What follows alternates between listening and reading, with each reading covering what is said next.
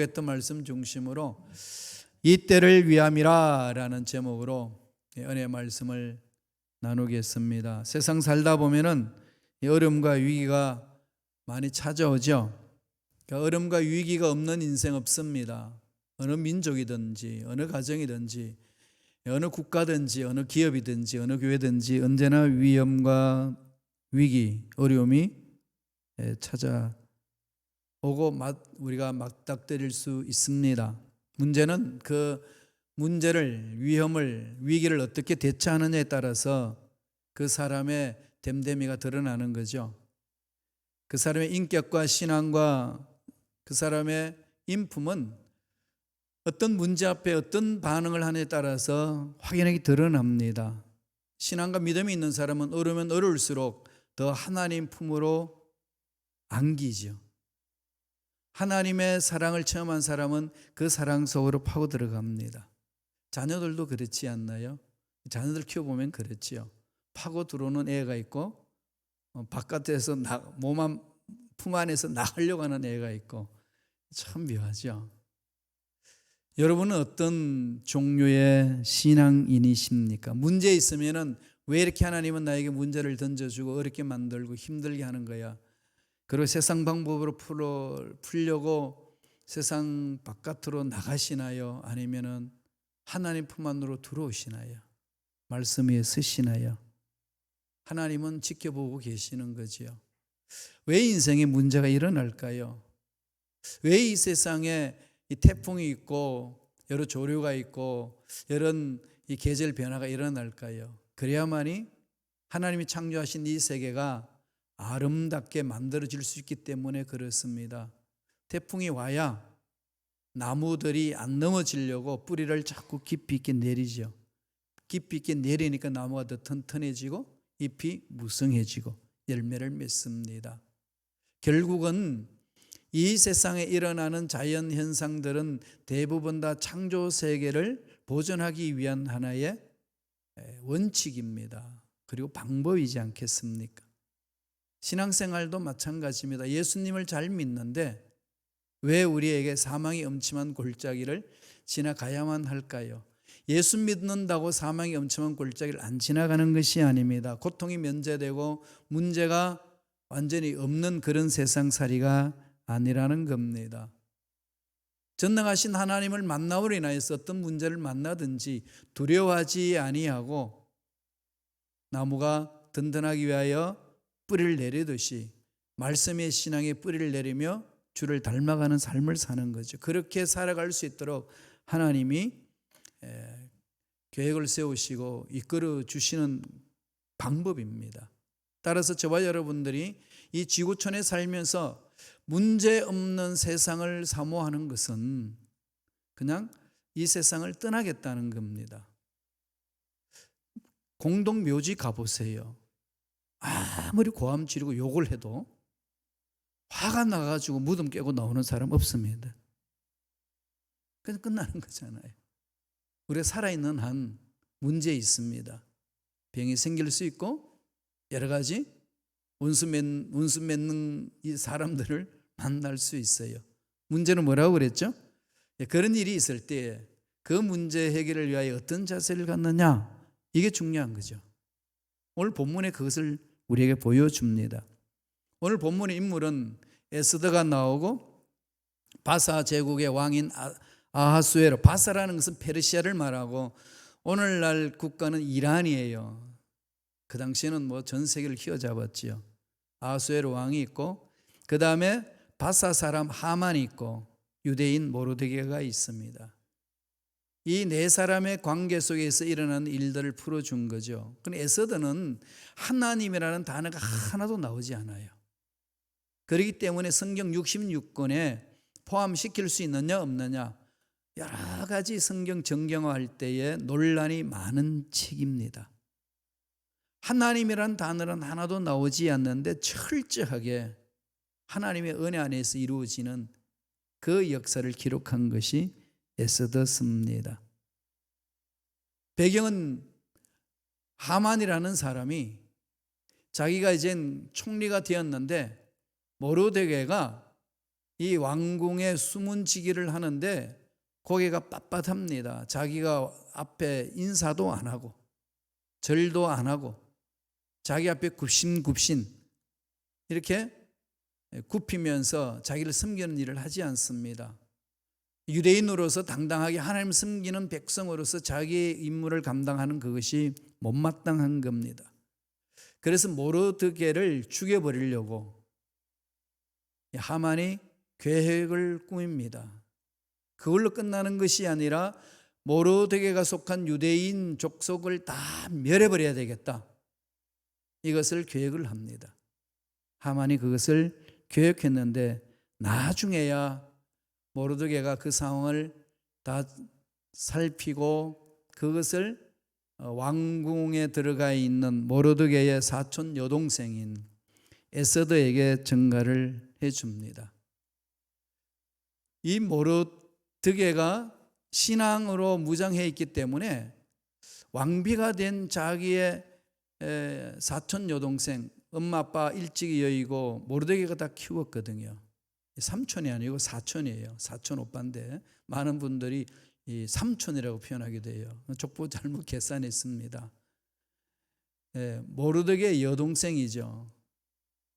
사촌 여동생입니다. 아빠 자기 딸처럼 키웠어요. 그래서 왕비로 들어갔습니다.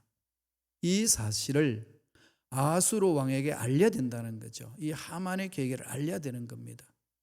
성경은 뭘 표현하나요? 악한 영으로 흑암의 세력으로 하나님의 백성들을 쓸어버리고자 하는 이 사탄의 계략을 어떻게 하면 꺾을 것인가, 여기에 대한 것을 말씀하고 있습니다. 그런데 문제는 아수에로 왕이 어느 누구든지 받아들일 수 있는, 영접할 수 있는, 아련할 수 있는 약속이 주어져야 들어갈 수가 있고, 그냥 들어가면서 왕이 받아주지 않으면 그 자리에서 죽임을 당합니다. 그게 페르시아의 법이에요. 이런 상황 속에서 모르드게가 에스더에게 알려줍니다. 우리 민족이 지금 멸망하게 되었다. 정말 엄청난 위기가 있다. 네가 민족이 멸절당하게 되었으니까 아수르 왕에게 알려서 이 계략을 멈춰야 된다. 그래서 민족을 구하라 라고 했더니 에스더가 어떻게 반응하죠? 왕의 허락 없이 내가 아수르 왕 앞에 가면 죽임을 당합니다. 어떻게 해야 됩니까? 네가 지금 잠잠하면 하나님은 어떤 방법으로든지 유대인들을 건져낼 것이고, 그러나 너는 왕비 자리 지킨다는 것 때문에, 네가 네 생명을 보존한다는 그 생각 때문에 너도 멸망을 받을 것이고 끝날 것이다. 그러면서 이젠 모르드게가 에스더에게 하나님에 대한 역사를 이제 풀어주셨겠죠. 그때에 이 에스더가 감동을 먹습니다. 뭐라고 결단하죠? 죽으면 죽으리다. 제가 아수르 왕 앞에 들어가서 왕이 나를 영접하지 않니하고 너 왜 들어왔냐라고 말 한마디면은 신하가 끌고 나가서 왕비를 한다 할지라도 목숨을 잃는 그 법이기 때문에 제가 목숨 걸고 달려 들어가겠습니다.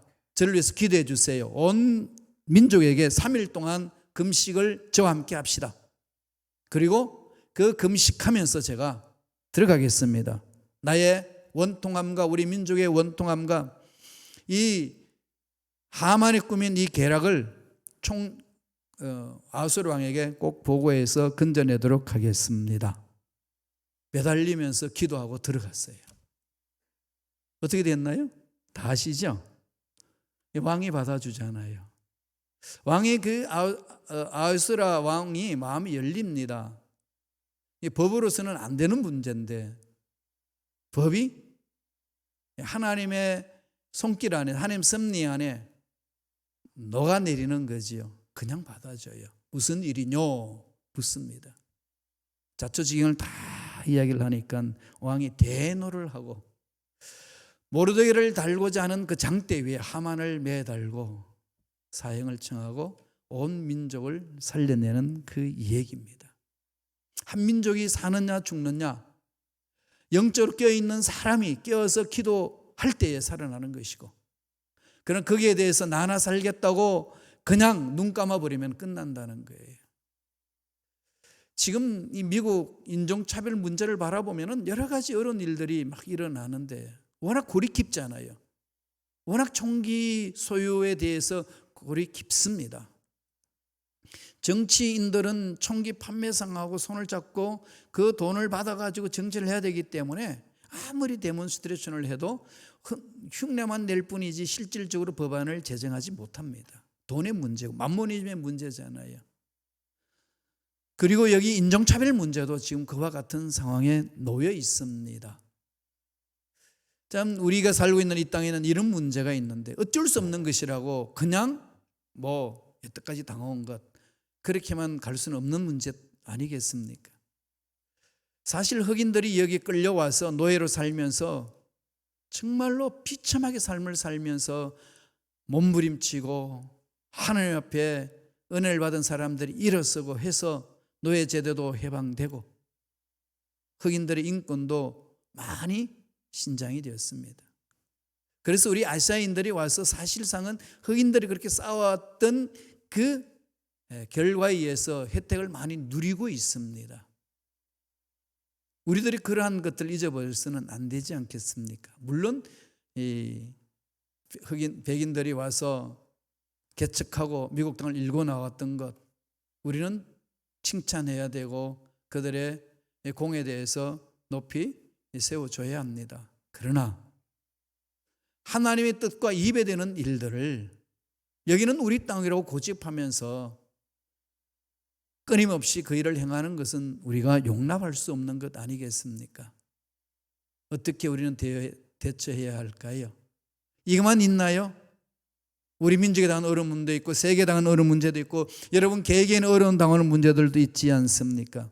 이럴 때는 이 문제 앞에 어떻게 써야 될까요? 코로나19 이후로 직장 생활이 어렵고 사업이 어렵고 그 결과 우리 교회에서 모여서 예배드리고 신앙생활을 하기도 쉽지 않는 상황에 놓여 있는 이때에 저와 여러분들이 행해야 될 자세, 마음의 다짐은 어떤 것이 있어야 될까요? 오늘 말씀을 통해서 한번 새겨봤으면 좋겠습니다. 에서드는 죽음을 각오하고 하나님께 매달립니다. 하나님이 세워주시는 거죠. 모르드게가 그 문제를 에서드에게 이야기를 합니다. 그 말씀 보실까요? 4장 13절에 있습니다. 다 같이 우리 한 목소리를 읽겠습니다. 모르드게가 그를 시켜 에서드에게 회답하되 너는 왕궁에 있으니 모든 유다인 중에 홀로 목숨을 건지리라 생각하지 말라.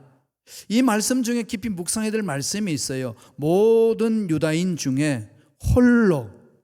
지금 모든 민족이 멸할 수 있는 상황, 멸망받을 수 있는 상황에 있다. 그러나 너는 편안하지.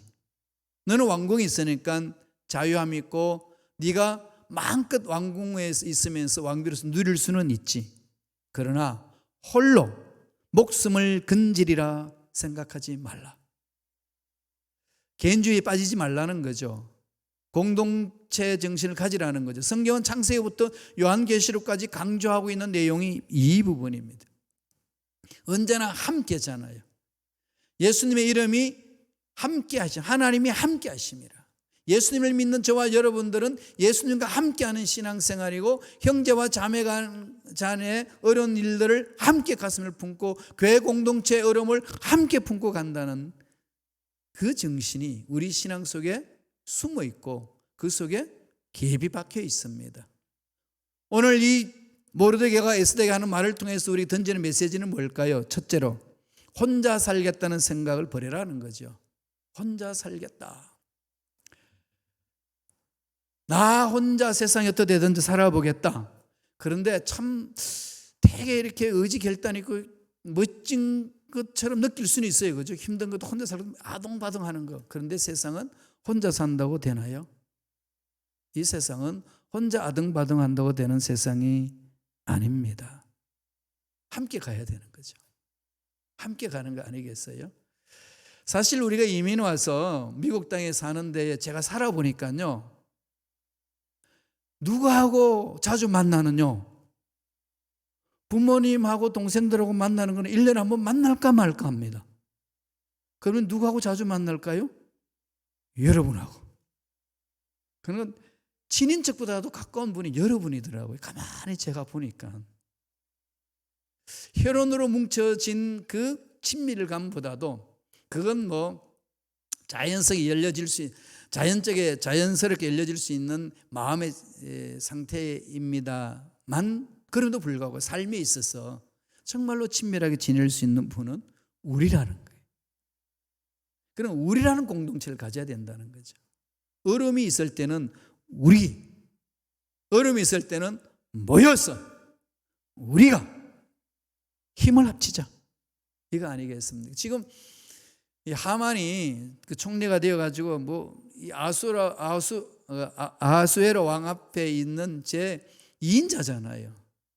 그러니까 무슨 일을 행할 수 있는 실력이 있는 권력자입니다. 그가 유대인을 다 멸해버리려고 할 때에 모르드게가 에스더에게 말하기를 혼자 살겠다, 그 생각 버려라. 철저하게 이게 정체성이죠. 유대인의 정체성을 가져라, 그리스도인의 정체성을 가져라. 이게 신앙의 기본 아니겠습니까? 하나님 우리와 동행하기 때문에 우리와 함께 하시는 하나님을 바라보고 하나님이 기뻐하시는 일에 우리가 마음을 모으겠습니다. 이게 신앙의 기본 자세라는 거죠. 미국의 유명한 록펠러는 이런 말을 했어요. 세계 최고의 부자 되고 나서 이런 말을 합니다. 우리는 누구나 이웃에게 대한 책임이 있다. 그래서 혼자만 잘 살겠다고 하는 것 결코 잘 살 수 있는 길 아니다. 이웃도 생각하고 나라도 생각하고 우리와 함께하는 이 회사를 생각해야 됩니다. 언제나 함께하는 마음으로 그 일을 했어요. 미국의 강철왕 카네기는 멋진 인생 철학을 가지고 있지 않습니까? 그는 이런 말을 했어요. 다른 사람들을 부유하게 만들지 않는 사람은 부자가 될 수 없다. 그래서 그와 함께 일했던 사람들 중에 참모진들이 43명이나 백만장자가 되었다고 합니다. 함께 일을 하면서 함께 윈윈하고 함께 행복을 맛보게 해주는 그런 삶을 살아냈다는 것을 보여줍니다.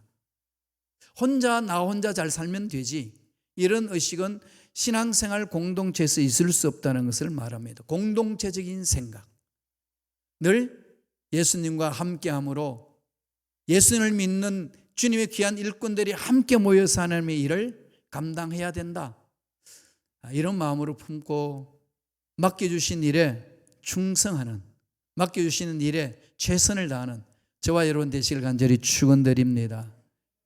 그렇게 가야 하겠지요. 그래야 우리가 인종차별에서도 힘을 모아야 됩니다.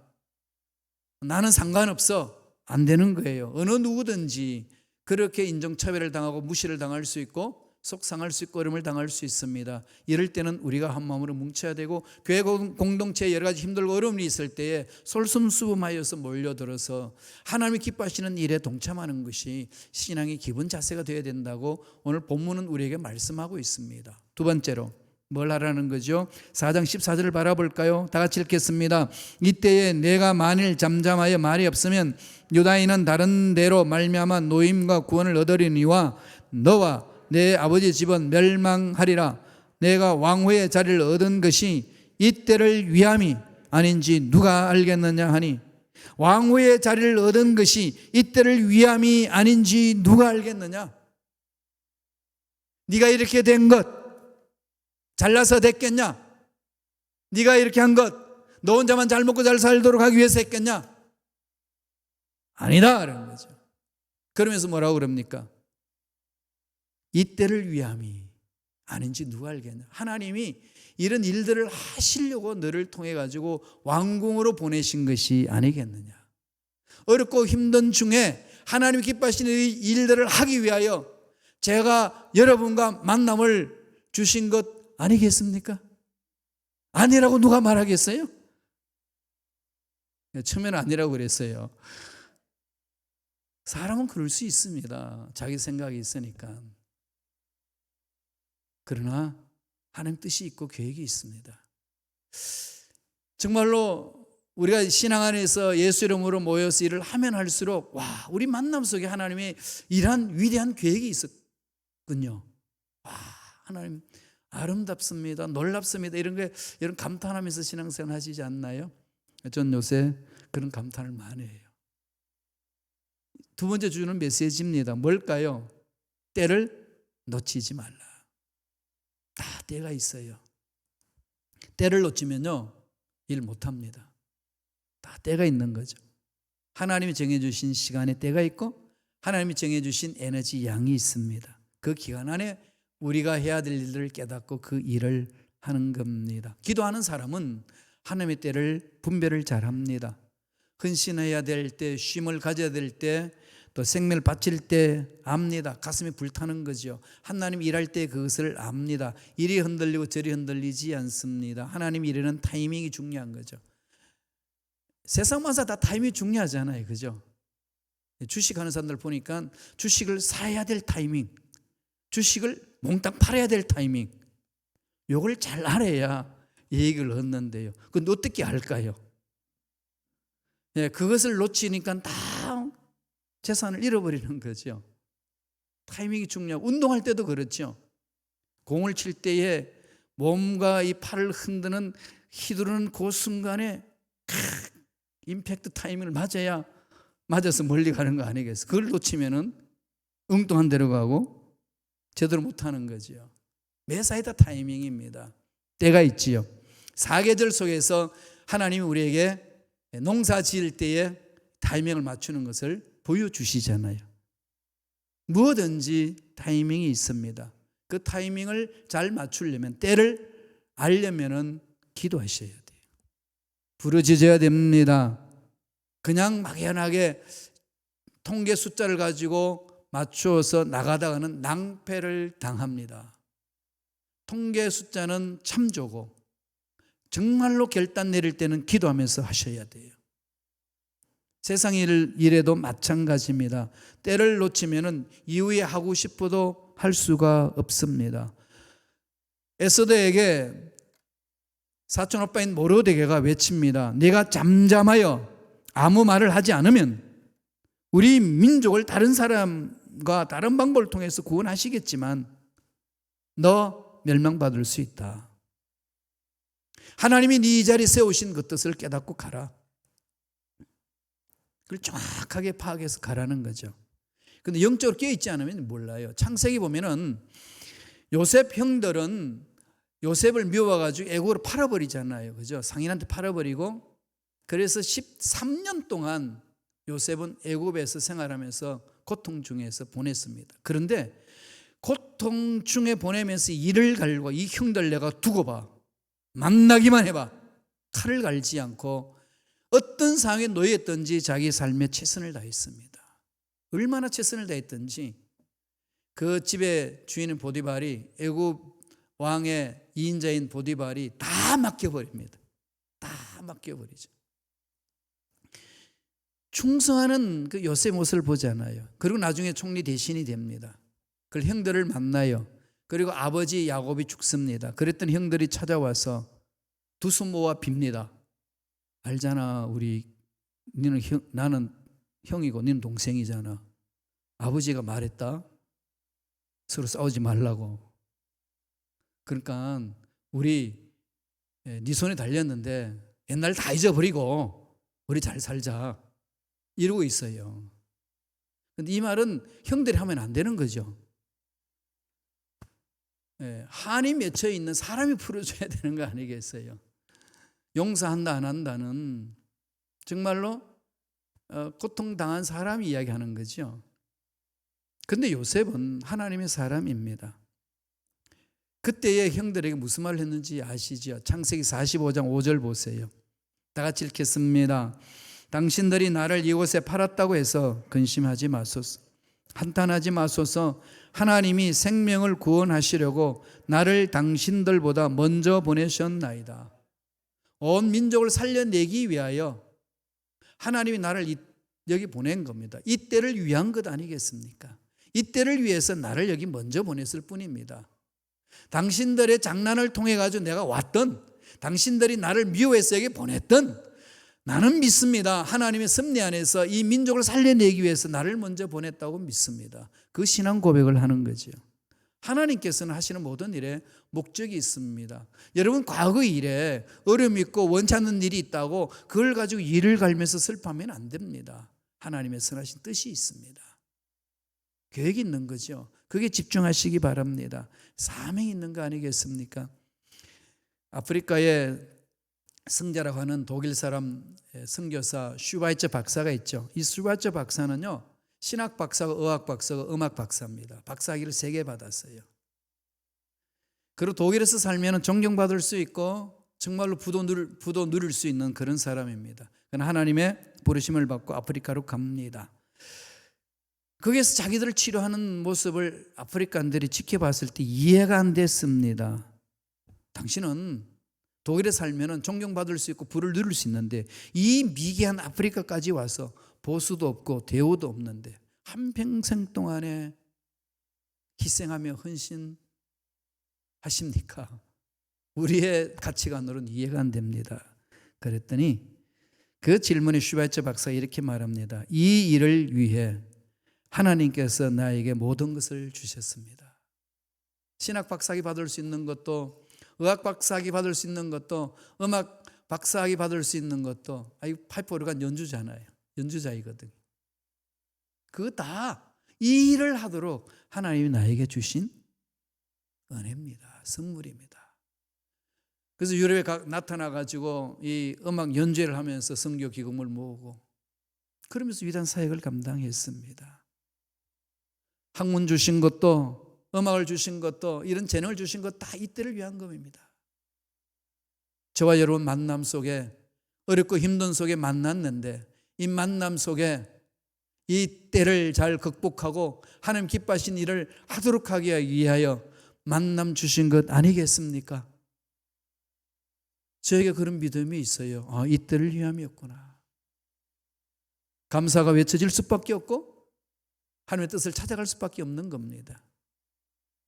마지막 세 번째로 에스더 4장 15절 17절에 이렇게 이야기를 합니다. 다 같이 읽겠습니다. 에스더가 모르드에게 하답하여 이르되 당신은 가서 수산에 있는 유다인을 다 모으고 나를 위하여 금식하고 밤낮 3일을 먹지도 말고 마시지도 마소서. 나도 나의 시녀와 더불어 이렇게 금식한 후에 규례를 어기고 왕에게 나아가리니 죽으면 죽으리다 하니라. 모르드게가 가서 에스더가 명령한 대로 다 행하니라. 여기에서 에스더의 결단이 있습니다. 죽으면 죽으리라. 규례를 어기고, 그 당시 페르시아의 법을 어기고, 왕 앞에 가는 그 법을 어기고, 내가 그 법을 어겨 갔을 때 왕이 손가락 이렇게만 하면은 나는 그냥 목숨 달려갈 수 있지만은 그래도 불구하고 달려가겠습니다. 민족을 살리는 일에 내 목숨 바치겠습니다. 그러지요. 우리에게 신앙생활하면서 어떻게 기도하라고 말씀하십니까? 세 번째 주는 메시지입니다. 결단의 기도를 하라. 문제 있습니까? 매달립시다. 결단하셔야 돼요. 이 문제를 해결하기 위해 결단해야 됩니다. 인생의 문제, 사업의 문제, 직장의 문제, 앞날의 문제 결단해야 될 부분이 있지 않습니까? 에스더가 결단을 합니다. 죽으면 죽으리라. 정말로 용감한 선언 아니겠습니까? 이것은 하나님을 향한 마음이 불타지 않고서는 입술로만 외치고 말뿐입니다. 그러나 실질적으로 삶을 통하여서 드러내지 않습니까? 말로만 하는 것이 아니라 삶으로 그렇게 보여줍니다.